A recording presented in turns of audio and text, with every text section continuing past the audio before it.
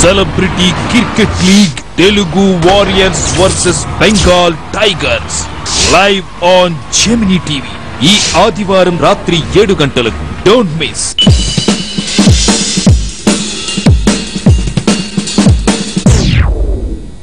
నమస్తే, welcome to Gemini news. Hyderabad వనస్థలిపురంలోని ఆటోనగర్లో పోలీసులు కార్డన్ సెర్చ్ నిర్వహించారు. స్థానిక వర్తక సన్మాదాలలో ట్రాన్స్పోర్ట్ మెకానిక్ షెడ్లతో పాటు వాహనాలను బాంబ్ స్క్వాడ్లతో విస్తృతంగా తనిఖీలు నిర్వహించారు. ఎల్బీ నగర్ డీజీపీ ఆదేశాల మేరకు పోలీస్ కాలనీలోని అణువణువు గాలించారు. ఎలాంటి అవాంఛనీయ ఘటనలు జరగకుండా ఉండేందుకే నగరంలో భారీ భద్రతా చర్యలు చేపట్టామని పోలీసులు చెప్పారు. అనుమానితులు కనిపిస్తే పోలీసులకు సమాచారం అందించండి అని వారు కోరారు.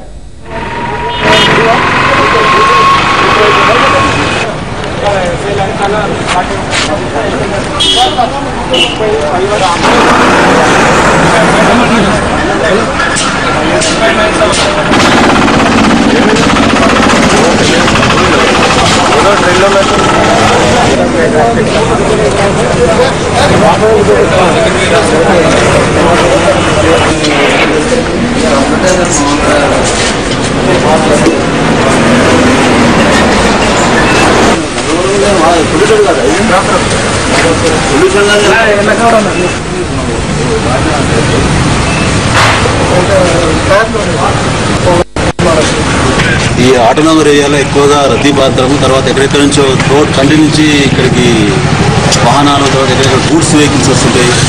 మొత్తం రోడ్ కంటి నుంచి రకరకాల వస్తువులు ఇక్కడికి తీసుకొచ్చి ఇక్కడ నుంచి వేరే రాష్ట్రాలకు, వేరే ప్రదేశాలకు పంపిస్తుంటారు. కాబట్టి ఏరియాల సెక్యూరిటీ పాయింట్ ఆఫ్ వ్యూలో గొడవలు కానీ, తర్వాత లేకపోతే బాంబ్ బ్లాస్ట్ లాంటివి సంబంధించినవి కానీ అలాంటి జరగకుండా ముందు ప్రికాషనరీగా మా బ్యూటీ టీము, డాగ్ స్క్వాడ్, మా లోకల్ వనస్థలిపురం సబ్ డివిజన్ సంబంధించిన కానిస్టేబుల్స్, ఒక 10 మంది ఎస్ఐలు, 4 మంది కానిస్టేబుల్స్, ఏఎస్ఐలు అందరం కలిసి మొత్తం టోటల్ ఆటోనగర్లో ఎంత ఏమేమి షాపులు ఏమున్నాయి, అందులో ఏం లేదు నడుస్తుంది, దాని ఓనర్స్ ఎవరు, తర్వాత అక్కడ పనిచేసే ఎంప్లాయీస్ ఎంతమంది ఉంటారో ఒకదాన్ని. విశాఖ జిల్లాలో గంజాయి అక్రమ సరఫరా జోరుగా సాగుతోంది. మూడది మద్దకుల సమీపంలో ఆటోలో తరలిస్తున్న 28 కేజీల గంజాయిని పోలీసులు స్వాధీనం చేసుకున్నారు. పాడేరు ఏజెన్సీ ప్రాంతాల నుండి విశాఖ తరలిస్తున్న 2 నిందితుల్లో పోలీసులు అదుపులోకి తీసుకున్నారు. అయితే జిల్లాలో గంజాయి అక్రమ రవాణా చేస్తున్న అసలు నిందితులను పోలీసులు పట్టుకోవడం లేదని, చిన్నా చితకావాలని పట్టుకుని కేసులు నమోదు చేసి చేతులు దులుపుకుంటున్నారనే ఆరోపణలు ఉన్నాయి. మరోవైపు నిందితులపై కేసు నమోదు చేసిన పోలీసులు గంజాయి అక్రమ రవాణాను అరికడతామంటున్నారు.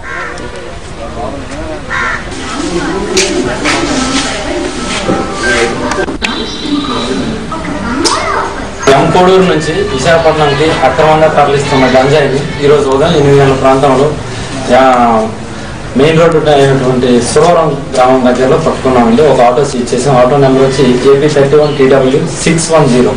అందులో 2 వ్యక్తులు ఉన్నారని 2 వ్యక్తులను అరెస్ట్ చేసాం. వీళ్ళు ఎంకోడూరు గ్రామానికి చెందినటువంటి యలమంచి రామకర్ణరావు అనే వ్యక్తి దగ్గర నుంచి కొన్నట్టు వాళ్ళు సాక్షులు చెప్పారండి. పూర్తి వివరాలు ఇన్వెస్టిగేషన్ చేసిన తర్వాత వెల్లడిస్తాం. దీని విలువ గవర్నమెంట్ వాల్యూ ప్రకారం. అప్పుడెప్పుడో షిరిడి బస్సు ఒకటి ప్రమాదానికి గురైతే అందులో చాలా మంది ప్రాణాలు కోల్పోతే ప్రైవేట్ బస్సులపై ఆగ్రహాన్ని వ్యక్తం చేశారు ప్రభుత్వం.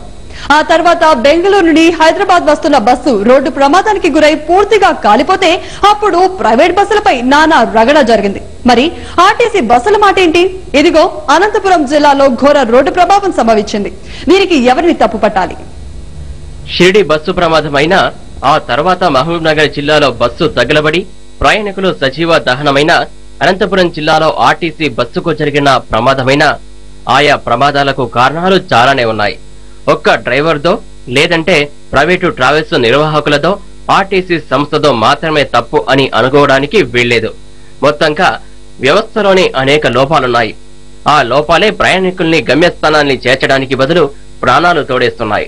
జాతీయ రహదారులపై ప్రమాదకరమైన మలుపులెందుకు ఉంటాయి? సామర్థ్యానికి మించి బస్సుల్లో ప్రయాణికుల్ని ఎందుకు కుక్కేస్తారు? రోడ్డు పక్కనే మృత్యువు లోయల రూపంలో ఎందుకు పొంచి ఉంటుంది? ఇవన్నీ $1,000,000 ప్రశ్నలేమీ కావు. సమాధానం ఒక్కటే, అదే నిర్లక్ష్యం. తప్పతాగి బస్సుల్ని డ్రైవర్లు నడుపుతున్నారంటే ఆ నేరంలో భాగం అధికారులకు, తద్వారా ప్రభుత్వానికి ఉన్నట్టే. ఎప్పటికప్పుడు తనిఖీలు చేయాల్సిన అధికార యంత్రాంగం, దాన్ని పర్యవేక్షించాల్సిన పాలకులు అలసత్వం ప్రదర్శించబట్టే తాగి బస్సు నడిపినా పర్లేదన్న ధీమా డ్రైవర్లలో పెరిగిపోతోంది. ఏదన్నా ప్రమాదం జరిగిందంటే చాలు మీడియాలో కథనాల మీద కథనాలు, విశ్లేషణల మీద విశ్లేషణలు షురు అవుతుంటాయి. కానీ మీడియాలో అలానే వస్తాయని లైట్ తీసుకోవడం, లేదంటే మీడియా హడావిడిని తట్టుకోలేక తూతూ మంత్రంగా తనిఖీలో ఇంకొకటో చేసేసి ఆ తర్వాత సైలెంట్ అయిపోవడం పాలకులకు వెన్నతో పెట్టిన విద్య. 100% ప్రమాదాలు నిర్లక్ష్యం కారణంగానే జరుగుతుంటాయి. మన దేశంలో రోడ్ల పరిస్థితికి భిన్నంగా వాహనాలు వాయువేగంతో దూసుకుపోతూ ప్రమాదాలకు కారణమవుతున్నాయి. ప్రమాదకర ప్రాంతాల్లో కనీసం హెచ్చరిక బోర్డులు కూడా దర్శనమివ్వవు. ఒకవేళ అవి ఉన్నా వాటిని పట్టించుకునేంత తీరిక వాహనాలు నడిపే వారికి ఉండవు. వెరసి విలువైన ప్రాణం రోడ్డు పాలవుతోంది. బస్సు డ్రైవర్ నిర్లక్ష్యమని అనంతపురం జిల్లాలో జరిగిన ప్రమాదంపై ప్రభుత్వం ఓ అంచనాకి వచ్చేసింది. డ్రైవర్ నిర్లక్ష్యం సరే, రోడ్డు పక్కనే అంత భారీ లోయ ఎందుకు ఉన్నట్టు? రోడ్డు ప్రమాదకరమైనదని తెలిసి హెచ్చరికలు, రక్షణ కూడా ఎందుకు లేవు? పరిమితికి మించి ప్రయాణికుల్ని బస్సుల్లోకి ఎందుకు అనుమతిస్తున్నారు? ఇవన్నీ సామాన్యులకు కలుగుతున్న ప్రశ్నలు. ఒక్క అనంతపురంలోనే కాదు, ఆంధ్రప్రదేశ్ అంతటా, తెలంగాణ అంతటా ప్రమాదకరమైన రహదారులు అనేకం. ప్రమాదం ఎక్కడైనా ఎప్పుడైనా జరగొచ్చు. ఓ ఘటన మరొక ముందే ఇంకో ఘటన, ఒకదాని తర్వాత మరో దుర్ఘటన. ఇవన్నీ ప్రజల్ని నిత్యం వెంటాడుతూనే ఉన్నాయి. మరి పాలకులు ఏం చేస్తున్నారు? ఆ ఒక్కటి అడక్కండి. ప్రమాదం జరిగినప్పుడు మాత్రం ఎక్స్గ్రేషియా ప్రకటించడంలో తప్ప ప్రమాదాల నివారణకు మాత్రం యుద్ధ ప్రాతిపదికన చర్యలు తీసుకోవడం పాలకులకు చేత కావడం లేదు. ఆంధ్రప్రదేశ్ పోలీస్ యంత్రాంగం గత 10 ఏళ్ల నుండి నమోదైన కేసుల పని పట్టబోతోంది. కాంగ్రెస్ హయాంలో ఇష్టమొచ్చినట్లు కేసులు నమోదు చేశారన్న విమర్శల నేపథ్యంలో ఆ దిశగా దృష్టి సారించారు ఉన్నతాధికారులు. గల్లీ నుండి ఢిల్లీ లెవెల్ వరకు ఉన్న లీడర్ల ప్రోద్బలంతో అక్రమ కేసులు బనాయించారన్న ఆరోపణల దుమ్ము దులిపేందుకు సిద్దమవుతున్నారు. ఈ కేసుల వ్యవహారంపై ఇప్పటికే డీజీపీ నుండి అన్ని జిల్లాల ఎస్పీలకు ఆదేశాలు జారీ అయ్యాయి. చేతులు పవరుంది కదా అని అమాయకులను ఇరికించి తమ పబ్బం గడుపుకున్న సారు వాళ్ల మెడకు ఆ పాపాల పుట్ట చుట్టుకోనుంది. ఇప్పుడు ఇదే పనిలో పడ్డారు ఏపీ పోలీసులు. 10 ఏళ్ల పాటు అధికారంలో ఉన్న కాంగ్రెస్ ప్రభుత్వం హయాంలో పెద్ద సంఖ్యలో కేసులు నమోదయ్యాయి. ప్రతిపక్షంలో ఉన్న వారిపై పాత కక్షలు మనసులో ఉన్నవారు హస్తం పార్టీ అధికార అభయహస్తంతో రెచ్చిపోయారు. అలాంటి కేసులపై బాధితులు ఎంత పోరాడినా ఫలితం లేకుండా పోయింది. దీంతో ఇప్పుడు న్యాయం చేసేందుకు గ్రౌండ్ లెవెల్లో దర్యాప్తు మొదలు పెట్టారు డీజీపీ రాముడు. ఇప్పటికే పరిటాల రవి కేసు ఫైల్ను స్వయంగా పరిశీలిస్తున్నారు డీజీపీ. ఈ కేసులో నిందితులు ఒక్కొక్కరిగా చనిపోతూ ఉండడంతో అసలు రవి హత్య వెనుక ఉన్నవారు ఎవరు అనే కోణంలో దర్యాప్తు చేస్తున్నారు. రవి హత్య జరిగిన తరువాత పోలీస్ దర్యాప్తు, నమోదు చేసిన ఎఫ్ఐఆర్, వాటిని పరిశీలిస్తూనే అసలు నిందితులు ఎవరు, ఎవరు కారణం, మర్డర్ స్కెచ్ కు ప్లాన్ ఎక్కడ జరిగింది, చేయించిన పెద్ద తల ఎవరిది, ఎవరి గాలి అప్పట్లో ఈ కేసుపై వీచింది అనే మ్యాటర్లు బయటపెట్టేందుకు నిజానిజాలను రాబడుతున్నారు. పార్టీ ఏదైనా కక్షాపూరితంగా అధికారం అడ్డం పెట్టుకుని కేసులు పెట్టిన వారికి మున్ముందు చెమటలు పట్టించనున్నారు. ఎక్కువ భాగం కాంగ్రెస్ నేతల భాగోతాలు బయటకు రానున్నాయి. ప్రస్తుతం కాంగ్రెస్ నుంచి జగన్ గూటికి చేరిన వారు కూడా లిస్టులో ఉన్నట్లు సమాచారం. పూర్వం దొంగల భయం నుండి విలువైన వస్తువులను కాపాడుకునేందుకు భూమిలో పాతిపెట్టేవారని మనం వింటూ ఉంటాం. అలాంటి సంఘటనే కరీంనగర్ జిల్లా ఆర్లగడ్డ మండలం ఓబులంపల్లి గ్రామంలో చోటు చేసుకుంది. స్థానికంగా నివాసం ఉండే వెంకట సుబ్బయ్య ఇంటి ముందు ఖాళీ స్థలంలో గుంత తవ్వుతుండగా కూలీలకు మట్టి హుండీ దొరికింది. ఈ మట్టి హుండీని కూలీలు వెంకట సుబ్బయ్యకు అప్పగించారు. దీనిని పగలకొట్టి చూడగా అందులో 27 గల బంగారు నాణాలు కనిపించాయి. అందులో కొన్ని సాధారణ, మరికొన్ని దేవుని బొమ్మలతో ఉండగా ఈ విషయం బయటకు పొక్కడంతో భయపడిన వెంకట సుబ్బయ్య హుండీతో పాటు బంగారు నాణంలో తనకు అప్పగించినట్లు ఆర్లగడ్డ పట్టణ సిఐ ఓపులేసు మీడియాకు వివరించారు. వీటిని రెవెన్యూ అధికారులకు అప్పగించినట్లుగా తెలిపారు.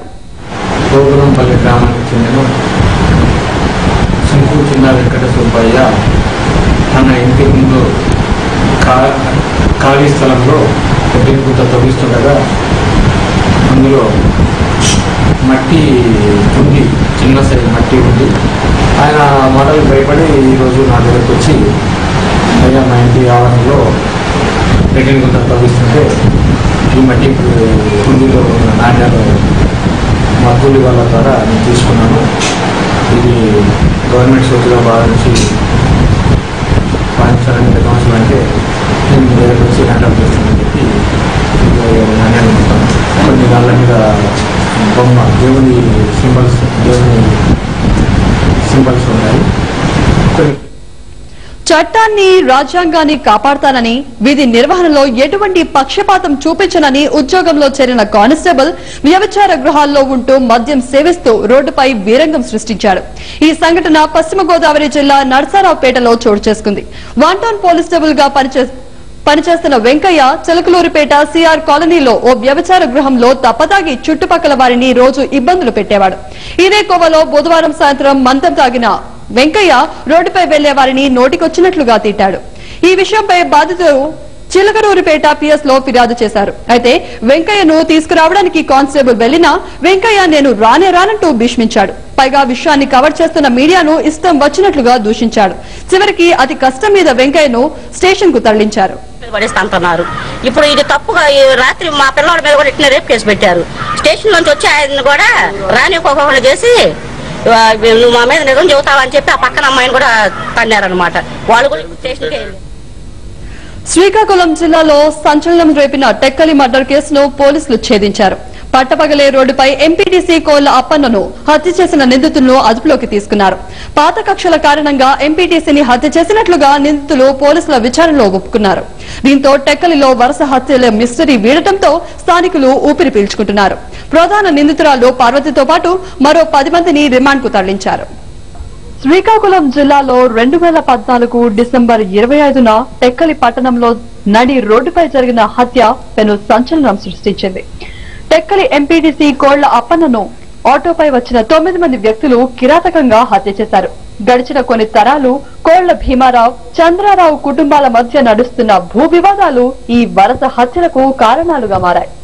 ఈ ఇరు కుటుంబాల మధ్య కొన్ని తరాలుగా హత్యలు పరిపాటిగా మారాయి. 2013 అక్టోబర్ 28న కోళ్ల చంద్రారావును హత్య చేసిన ఘటనలో ఇటీవల హత్యకు గురైన ఎంపీటీసీ అప్పన్న నిందితుడు. గడిచిన ప్రాదేశిక ఎన్నికల ముందు విడుదలైన అప్పన్న ఎన్నికల్లో గెలిచాడు. వీరిపై గురిపెట్టిన చంద్రారావు కుమారుడు డిసెంబర్ 25 నాటి హత్యకు ప్రధాన నిందితులుగా పోలీసులు గుర్తించారు.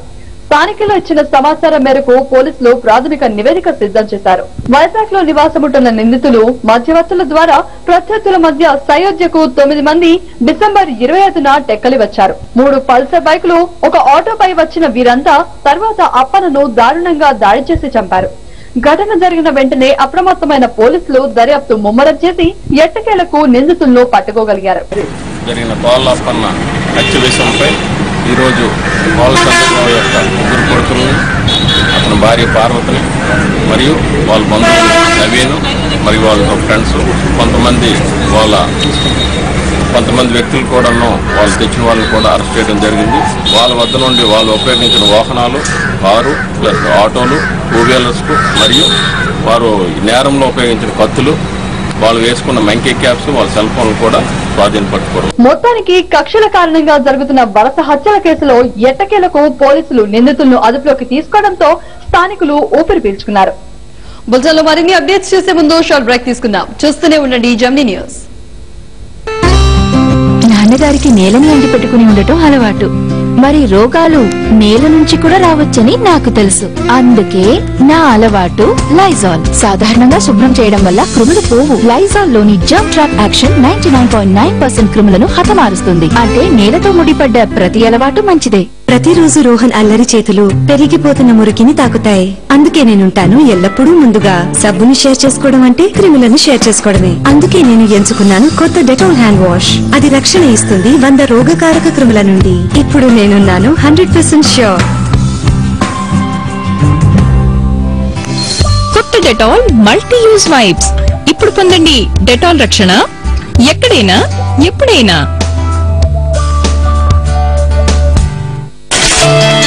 ఇవైతే పాత పద్ధతులు. ఇది చూడండి. మీ ఇంట్లో మిగతావన్నీ ఈ కాలానికి చెందినవైనప్పుడు మీ టాయిలెట్ క్లీనింగ్ కోసం పాత పద్ధతి ఎందుకు? మీకోసం కొత్త హార్పిక్ ఆల్ ఇన్ వన్. ఇది మరకలను తొలగిస్తుంది, క్రిములను హతమారుస్తుంది, చెడు వాసనను పోగొడుతుంది. ఇక ఇస్తుంది మెరిసే పరిశుభ్రమైన తాజా toilet. Harpic all in one challenge. Harpic పై ఇప్పుడు పొందండి 30% అధికం, పూర్తిగా ఉచితం. త్వరపడండి.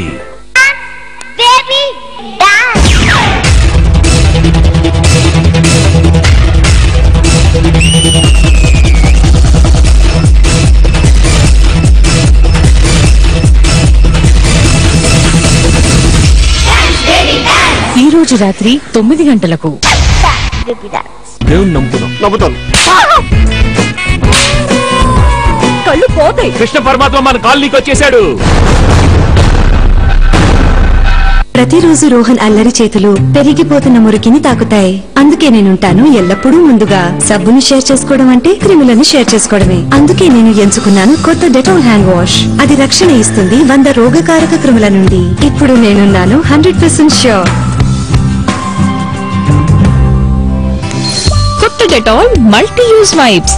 ఇప్పుడు పొందండి డెటాల్ రక్షణ ఎక్కడైనా ఎప్పుడైనా.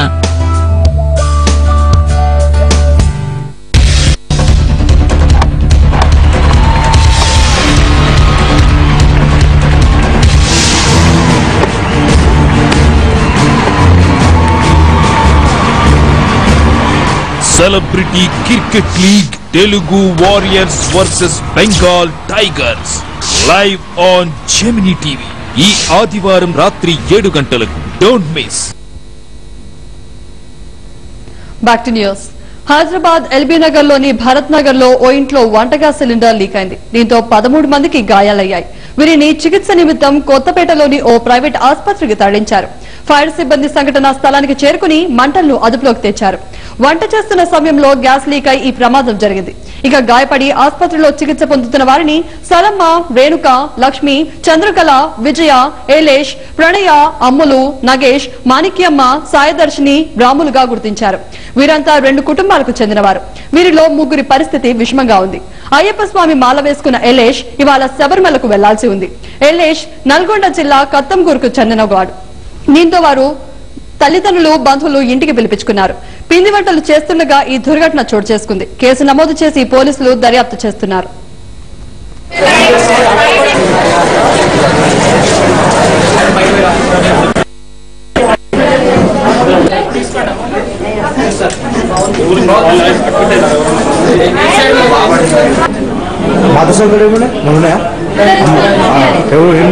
నీళ్ళు తాగుతున్నానా?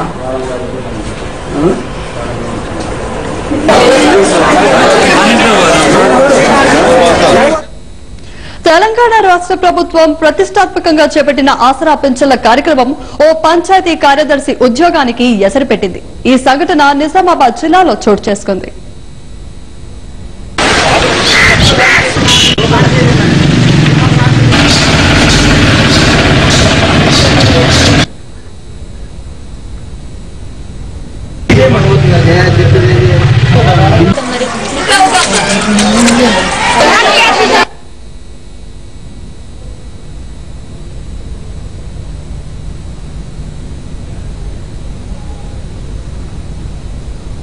కోనసీమలో నకిలీ ఎరువుల వ్యాపారం విచ్చలవిడిగా కొనసాగుతోంది. బ్రాండెడ్ కంపెనీలు ఎరువుల బ్యాగులతో నాసిరకం ఎరువులను నింపి భారీ విక్రయాలు చేపడుతున్నారు. విజిలెన్స్ అధికారుల దాడులతో ఈ దందా బయటపడింది. కోనసీమలో గత కొంతకాలంగా నకిలీ ఎరువుల విక్రయాలు భారీగా జరుగుతున్నాయి. పేరు పొందిన నాగార్జున, కోరమండల్, గ్రోమోర్ ఇలా పలు ప్రధాన కంపెనీల పేరు కలిగిన ఖాళీ సంచులలో ఖరీదు తక్కువ నాసిరకం ఎరువులు రీసైకిల్ చేసి అమ్ముతున్నారు. ఈ దందా గత కొన్ని సంవత్సరాలుగా సాగుతోంది. అయితే అజ్ఞాత వ్యక్తులు ఇచ్చిన సమాచారంతో విజిలెన్స్ అండ్ ఎన్ఫోర్స్మెంట్ అధికారులు రంగంలోకి దిగారు. ముమ్మిడివరం మండలం అనాథవరం గ్రామానికి చెందిన వెంకటేష్ ఫెర్టిలైజర్స్ షాప్ యజమాని ఈ నకిలీ వ్యవహారం చేస్తున్నట్లు గుర్తించి పట్టుకున్నారు. గోడౌన్ లో నిల్వ చేసిన నకిలీ ఎరువులు, ఖాళీ సంచులు, ప్యాకింగ్ మిషన్లు గుర్తించి స్వాధీనపరుచుకున్నారు. ముమ్మిడివరం దగ్గర మహిపాల్ చెరువు అనే విలేజ్ లో ఒక అతను డీలర్ అనే మన ఫెర్టిలైజర్ డీలర్ విశ్వనాథరాజు అనే అతను అక్రమంగా ఎరువుల వ్యాపారం చేస్తున్నాడని చెప్పి సమాచారం వచ్చింది మా విజిలెన్స్ అండ్ ఎన్ఫోర్స్మెంట్ రాజమండ్రికి. ఆయన డీలర్ ఉన్నది మాత్రం ఊళ్ళో ఉంది, ఒక చిన్న షాప్ ఉంది. కానీ ఆయనకి ఈ పొలాల్లో అక్రమంగా గోడౌన్ లో రన్ చేస్తూ ఈ బ్రాండెడ్ ఎరువులు అంటే గ్రోమోర్ కంపెనీ ఎరువులుగా వాళ్ళు మార్కెట్లో అమ్మేస్తున్నారు. 400 లీటర్లు 800కి, అదేవిధంగా 900 లీటర్లు 1400 రూపాయలకి అట్లా అమ్మేస్తున్నారు. ఎంక్వైరీలో కూడా రూఢి అని చెప్పి తెలుస్తోంది మనకి. కాబట్టి ఇతని మీద తగిన చర్య తీసుకోవడానికి. అయితే ఈ షాపు నుంచి రైతులతో పాటు పలు గ్రామాలకు ఎరువులు సరఫరా అవుతాయి. అరువులు ఇవ్వడంతో ఈ వ్యవహారం తెలియక కొనుగోలు చేసేవారమని రైతులు చెబుతున్నారు. అడిగేవారు లేకపోవడంతో అందిన కాడికి దండుకుంటున్నారు మద్యం మాఫియా వీరులు. ఇష్టం వచ్చిన ధరలకు మద్యం అమ్ముతూ మద్యం ప్రియుల జేబులు చిల్లు పెడుతున్నారు. ఇదేంటని ప్రశ్నిస్తే మా ఇష్టం ఏం చేసుకుంటారని కస్టమర్లను సైతం భయపడుతున్నారు. అయితే మద్యం వ్యాపారులను అరికట్టాల్సిన అబ్కారీ శాఖ అధికారులు ఏం చేయలేక చేతులెత్తేస్తున్నారు. అయితే అధికారులు సైతం జెమినీ న్యూస్ ప్రశ్నిస్తే ఖజానాకు పెద్ద దిక్కు మేమే అంటూ హుంకారిస్తున్నారు. సిక్కోలు జిల్లాలో జోరుగా సాగుతున్న మద్య మాఫీపై జెమినీ న్యూస్ ఎక్స్క్లూజివ్ స్టోరీ. అక్రమ మార్గంలో డబ్బు సంపాదించాలనుకునే వారికి శ్రీకాకుళం జిల్లాలో మద్యం సిండికేట్ విధానం అక్షయ పాత్రలా మారింది. అధికారుల నిర్లక్ష్యం, అడిగేవారు లేకపోవడంతో ఇక్కడి మద్యం సిండికేట్లకు ఆడిందే ఆట, పాడింది పాట అన్న చందంగా మారింది. బహిరంగ వైన్ షాపులలోనే తమకు నచ్చిన ధరతో మద్యాన్ని విక్రయిస్తున్నారు. ఇదేమని ప్రశ్నిస్తే అంతా మా ఇష్టమని చెబుతున్నారు. ప్రధానంగా శ్రీకాకుళం జిల్లా ఇచ్చాపురం నియోజకవర్గ పరిధిలో ఈ దందా అధికంగా సాగుతుంది. నియోజకవర్గంలోని పలు వైన్ షాపుల్లో ఉన్న ధరలపై అదనంగా 20 రూపాయల నుండి 40 రూపాయల వరకు వసూలు చేస్తున్నారు. మద్యం మీద ప్రేమతో మందుబాబులు ఆ క్షణానికి వెనుకాడకపోయినా తరువాత తన జోబులు గుల్లాయిన విషయాన్ని తెలుసుకుంటున్నారు. దీనిపై సంబంధిత అధికారులకు సమాచారం అందించినా ఫలితం మాత్రం అంతంత మాత్రంగానే ఉంది. జెమినీ న్యూస్ నిఘా కెమెరాలో మద్యం పురాణాన్ని చెప్పిన అధికారులు అసలు విషయాలు కూడా బయటపెట్టారు. ప్రభుత్వం నిర్దేశించిన స్థాయిలో మద్యం అమ్మకాలు జరపకపోతే తమను బదిలీలు చేస్తున్నారని, అందువల్లే ఎలాంటి చర్యలు చేపట్టలేకపోతున్నామని చెప్తున్నారు.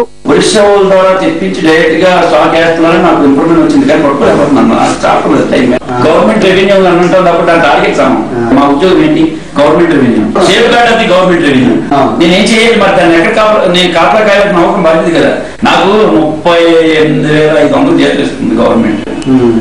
జీప్ ఇచ్చింది, 2 రసీలు ఇచ్చాం, 10 మంది కానిస్టేబుల్ ఇచ్చారు. నా ఉద్యోగం ఏంటి? ఇంకో విషయం చెప్తున్నాను అంటే మీరు సార్ మీరు జెన్యున్ గా చేస్తున్నారా అని మీరు ఆఫ్ ది రికార్డ్ మీరు అడగవచ్చు. అందులో ఉందా? అడగవచ్చు. ఫర్ ఎగ్జాంపుల్ జెన్యున్ గా అంటే వీళ్ళ వరకు జెన్యున్ గా చేయడానికి ప్రయత్నం చేస్తున్నాను. కడుపు మీద కొట్టకూడదు నా పాలసీ. లేకపోతే కొట్టినా పాలదు, కానీ కడుపు మీద కొడితే అది మంచిది కాదని నేను మా వాళ్ళు చెప్పాను. అంటే మీరు అనొచ్చు మీరు జెన్యున్ అని, మరి కొన్ని విషయాలు జెన్యున్ గా చేస్తున్నాను.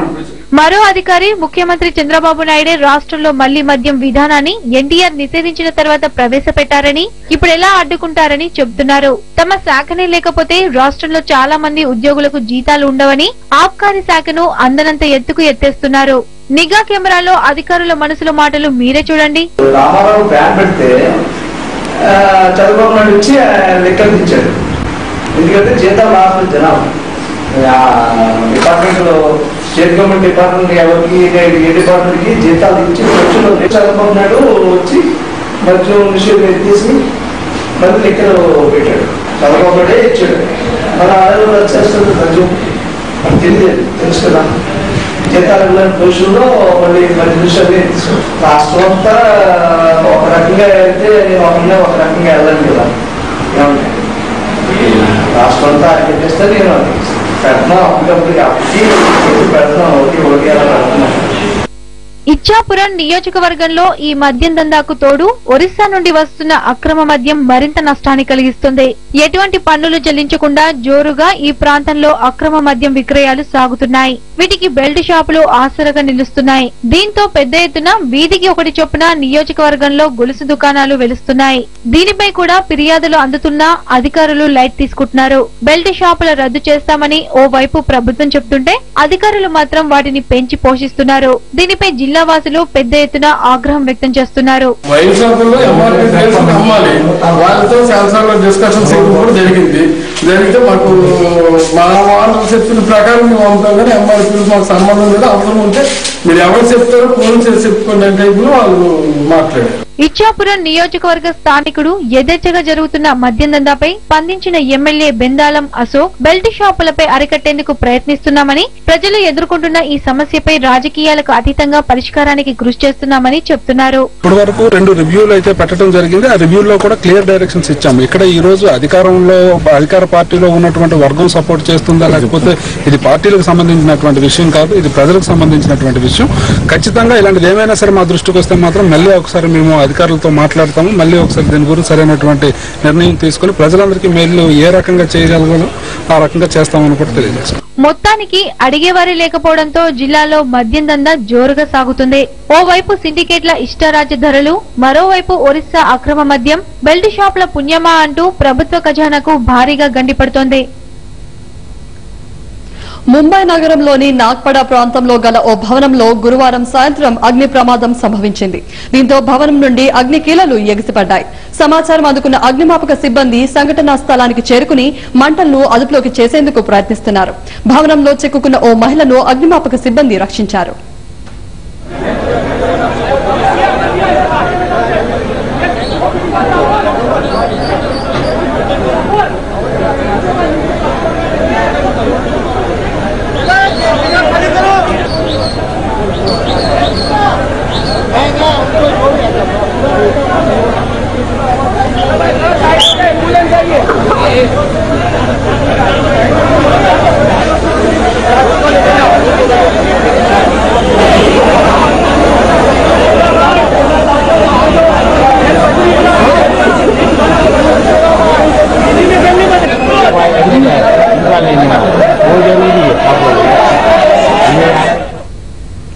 ఇవి బులెటిన్ అప్డేట్స్. మరిన్ని అప్డేట్స్ తో మరో బులెటిన్లో కలుద్దాం. అంతవరకు చూస్తూనే ఉండండి జెమినీ న్యూస్. నమస్తే.